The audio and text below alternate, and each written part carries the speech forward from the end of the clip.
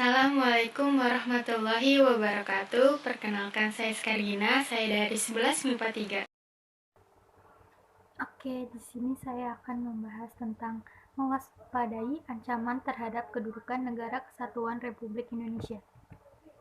Yang pertama, menelaah ancaman terhadap integrasi nasional. Dalam membangun integrasi nasional, bangsa Indonesia selalu dihadapkan pada ATHG, yaitu yang pertama, ancaman merupakan suatu hal atau usaha yang bersifat mengubah atau merombak kebijaksanaan yang dilakukan secara konsepsional, kriminal, serta politik. Yang kedua, tantangan merupakan suatu hal atau usaha yang bertujuan atau bersifat menggugah kemampuan. Yang ketiga, hambatan merupakan suatu hal atau usaha berasal dari diri sendiri yang bertujuan melemahkan atau menghalangi secara tidak konsepsional. Yang keempat, gangguan merupakan usaha dari luar yang bertujuan melemahkan atau menghalangi secara tidak konsepsional. Ancaman bagi integrasi nasional tersebut datang dari luar maupun dari dalam negeri Indonesia sendiri dalam berbagai dimensi kehidupan seperti ideologi, politik, ekonomi, sosial budaya, serta pertahanan dan keamanan. Ancaman tersebut biasanya berupa ancaman militer dan non-militer. Yang pertama, ancaman di bidang ideologi. Bangsa Indonesia belum sepenuhnya terbebas dari pengaruh paham lainnya, misalnya pengaruh liberalisme. Saat ini, kehidupan masyarakat Indonesia cenderung mengarah pada kehidupan liberal yang menekankan pada aspek kebebasan individual. Globalisasi ternyata mampu meyakinkan masyarakat Indonesia bahwa liberalisme dapat membawa manusia ke arah kemajuan dan kemakmuran. Akan tetapi, pada umumnya pengaruh yang diambil justru yang bernilai negatif, misalnya gaya hidup yang diliputi kemewahan, pergaulan bebas, dan sebagainya. Yang kedua, ancaman di bidang politik. Ancaman di bidang politik dapat bersumber dari luar negeri maupun dalam negeri.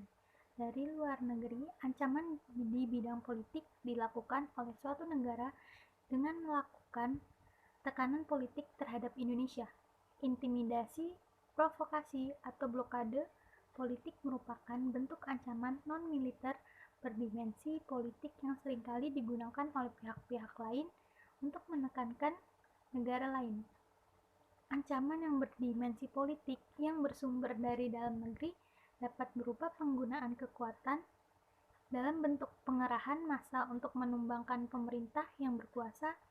Bentuk lain yang digunakan adalah menggalang kekuatan politik untuk melemahkan kekuasaan pemerintah. Selain itu, ancaman separatisme merupakan bentuk lain dari ancaman politik yang timbul dari dalam negeri. Yang ketiga, ancaman di bidang ekonomi. Globalisasi perekonomian di satu pihak akan membuka peluang pasar produk dari dalam negeri ke pasar internasional. Secara kompetitif, sebaliknya juga membuka peluang masuknya produk-produk global ke dalam pasar domestik. Hal tersebut tentu saja selain menjadi keuntungan, juga menjadi ancaman bagi kedaulatan ekonomi suatu negara. Adapun pengaruh negatif globalisasi ekonomi yang dapat menjadi ancaman kedaulatan Indonesia, khususnya dalam bidang ekonomi diantaranya sebagai berikut. Yang pertama, Indonesia akan dibanjiri oleh barang-barang dari luar negeri. Yang kedua, cepat atau lambat perekonomian negara kita akan dikuasai oleh pihak asing. Yang ketiga, timbulnya kesenjangan sosial yang tajam sebagai akibat dari adanya persaingan bebas. Yang keempat, ancaman di bidang sosial budaya. Ancaman yang berdimensi sosial budaya dapat dibedakan atas ancaman dari dalam dan ancaman dari luar. Ancaman dari dalam didorong oleh isu-isu kemiskinan, kebodohan, keterbelakangan, dan ketidakadilan. Isu tersebut menjadi titik pangkal timbulnya permasalahan seperti separatisme, terorisme, kekerasan, dan bencana akibat perbuatan manusia. Isu tersebut akan mengancam persatuan dan kesatuan bangsa nasionalisme, dan patriotisme. Ancaman dari luar timbul sebagai akibat pengaruh negatif globalisasi, diantaranya sebagai berikut.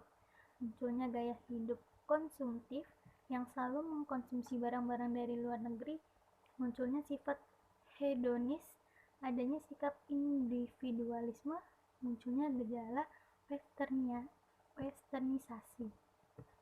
Yang kelima, ancaman di bidang pertahanan dan keamanan. Ancaman militer adalah ancaman yang menggunakan kekuatan bersenjata dan terorganisasi yang dinilai mempunyai kemampuan membahayakan kedaulatan negara, keutuhan wilayah, dan keselamatan segenap bangsa. Ancaman militer dapat berupa agresi atau invasi, pelanggaran wilayah, pemberontakan bersenjata, sabotase, spionase, aksi teror bersenjata, ancaman keamanan laut dan udara, gangguan keamanan di laut dan udara merupakan bentuk ancaman militer yang mengganggu stabilitas keamanan wilayah nasional Indonesia. Yang B, strategi mengatasi berbagai ancaman terhadap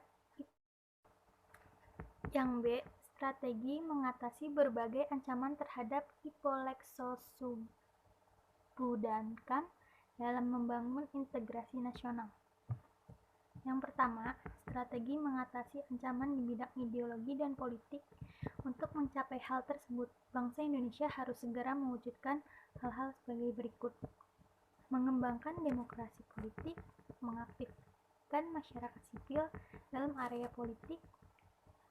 Yang ketiga, mengadakan reformasi lembaga-lembaga politik agar menjalankan fungsi dan perannya secara baik dan benar.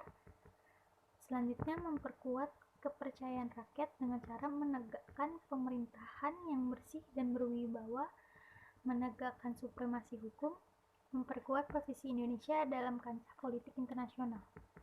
Yang kedua, strategi mengatasi ancaman di bidang ekonomi. Untuk mewujudkan hal tersebut, kiranya perlu segera diwujudkan hal-hal di bawah ini. Yang pertama, ada sistem ekonomi dikembangkan untuk memperkuat produksi domestik bagi pasar dalam negeri sehingga dapat memperkuat perekonomian rakyat. Yang kedua, pertanian dijadikan prioritas utama karena mayoritas penduduk Indonesia bermata pencaharian sebagai petani. Industri haruslah menggunakan bahan baku dalam negeri sehingga tidak bergantung impor dari luar negeri. Yang ketiga, strategi mengatasi ancaman di bidang sosial budaya. Dalam menghadapi pengaruh dari luar yang dapat membahayakan kelangsungan hidup sosial budaya, bangsa Indonesia berusaha memelihara keseimbangan dan keselarasan fundamental, yaitu keseimbangan antara manusia dengan alam semesta, manusia dengan masyarakat, manusia dengan Tuhan. Keseimbangan kemajuan lahir dari kesejahteraan batin, kesadaran akan perlunya keseimbangan dan keserasian melahirkan toleransi yang tinggi sehingga dapat menjadi bangsa yang berbineka dan bertekad untuk selalu hidup bersatu. Yang keempat, strategi mengatasi ancaman di bidang pertahanan dan keamanan. Ancaman militer akan sangat berbahaya apabila tidak diatasi. Oleh karena itu, harus diterapkan strategi yang tepat untuk mengatasinya. Undang-Undang Dasar Negara Republik Indonesia tahun 1945 telah mengatur strategi pertahanan dan keamanan bangsa Indonesia dalam mengatasi ancaman militer tersebut. Contohnya pasal 30 ayat 1 sampai 5 Undang-Undang Dasar Negara Republik Indonesia tahun 1945.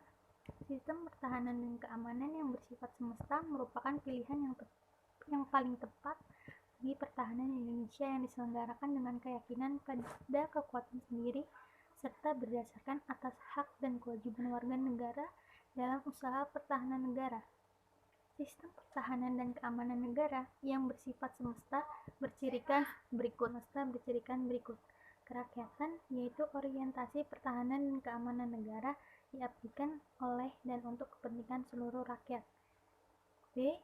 Kesemestaan, yaitu seluruh sumber daya nasional didaya gunakan bagi upaya pertahanan.